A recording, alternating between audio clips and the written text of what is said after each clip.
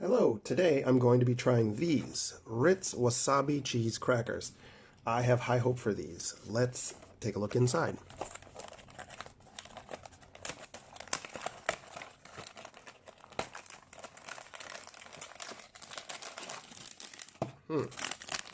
Okay, these look to be a mini version. There are 2 packs in here. I'm going to tear into one and give them a try.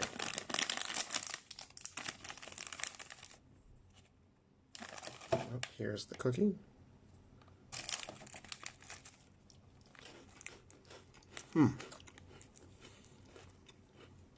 Okay, these are pretty good. The crackers are the regular buttery Ritz. The cheese tastes of wasabi, but with only a whisper of that like nasal heat. To be honest, they would be better with a bit more kick, but overall, I'd say these are worth a try.